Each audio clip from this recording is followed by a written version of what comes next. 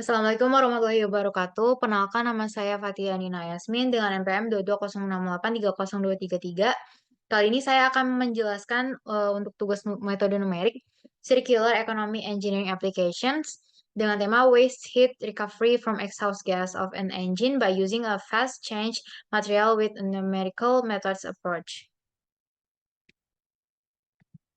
Nah, untuk yang pertama itu intentionnya itu adalah di dunia yang sekarang sedang berfokus pada pengembangan teknologi yang berkelanjutan dan efisien termasuk dalam pemanfaatan panas limbah dari mesin. Praktik circular economy menjadi semakin penting. Salah satu cara untuk menerapkannya adalah dengan memanfaatkan kembali panas limbah yang dihasilkan oleh mesin yang pada umumnya terbuang begitu saja ke lingkungan. Pemanfaatan panas limbah tersebut untuk menghasilkan energi yang berguna merupakan langkah yang sesuai dengan prinsip-prinsip dari circular economy.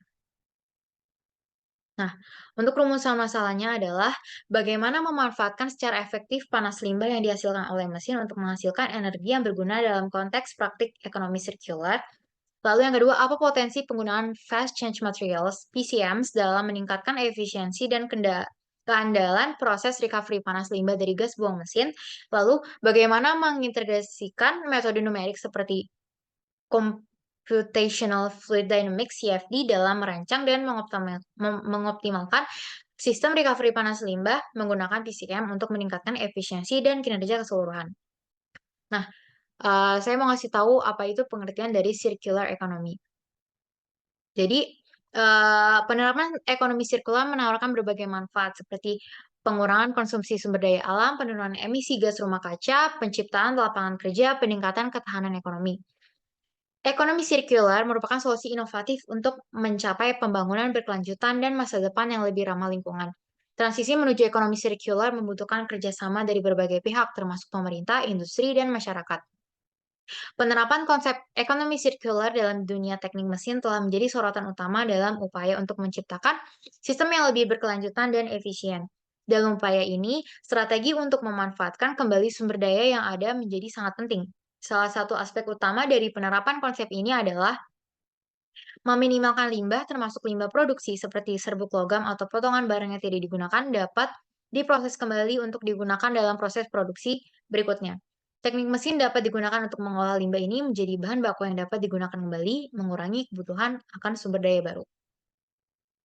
Lalu tentang waste heat recovery. Waste heat recovery adalah konsep untuk memanfaatkan panas yang terbuang dari proses industri atau mesin untuk menghasilkan energi yang berguna. Waste heat recovery memiliki hubungan kuat dengan konsep ekonomi sirkular karena mengedepankan prinsip efisiensi penggunaan sumber daya dan mengurangi limbah.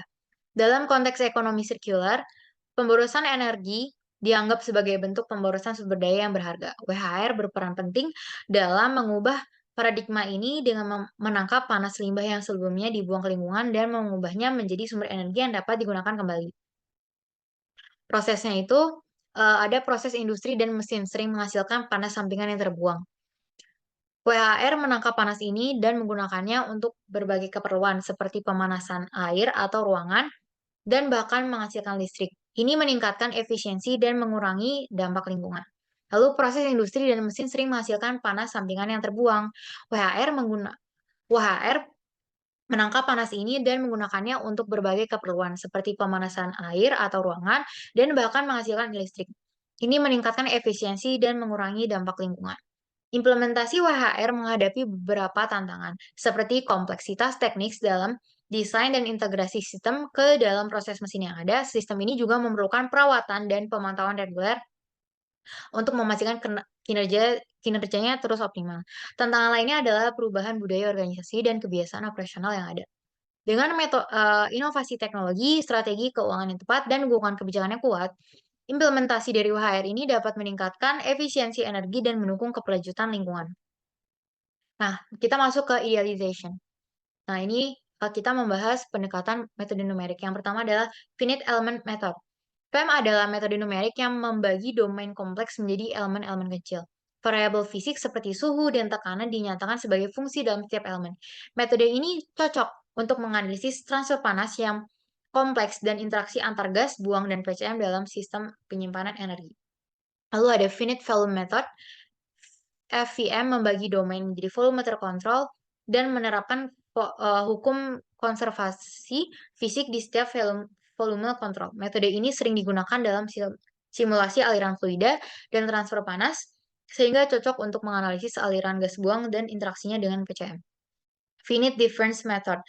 FDM menggantikan turunan pada persamaan diferensial parsial dengan pendekatan numerik menggunakan diferensial hingga. Metode ini sering digunakan untuk menganalisis perubahan suhu dan transfer panas dalam sistem terstruktur termasuk unit penyimpanan energi dengan PCM. Nah, untuk di instruction yang pertama itu adalah perancangan pipa helix dengan Autodesk Inventor yang sebelah sini. Menggunakan Inventor, kita bisa merancang pipa helix dengan presisi. Pipa ini penting dalam sistem WHR untuk mengarahkan panas limbah ke PCM. Software ini memungkinkan kita membuat model 3D pipa helix dengan detail akurat, memastikan efisiensi transfer panas optimal. Lalu pembuatan mesh dengan CFD Soft. Mesh generation on CFD Soft. Selanjutnya kita mengimpor model pipa helix ke CFD Soft untuk pembuatan mesh. Proses ini melibatkan memilih jenis mesh yang sesuai dan menyesuaikan parameter meshing. Setelah mesh terbentuk, kita mengatur kondisi batas dan sifat material fluida dan PCM. CFD Soft kemudian menjalankan simulasi untuk menganalisis pola aliran fluida dan distribusi panas. Lalu yang terakhir ada simulasi CFD dengan ParaView. Simulasi CFD dilakukan menggunakan ParaView. Software ini memungkinkan visualisasi interaktif dari hasil simulasi seperti pola aliran fluida dan distribusi suhu. Dalam simulasi, warna biru tua menunjukkan suhu rendah, sementara sedikit warna merah menunjukkan daerah dengan suhu lebih tinggi. Hal ini membantu memahami kinerja sistem WHR secara keseluruhan. Sekian dari saya. Wassalamualaikum warahmatullahi wabarakatuh.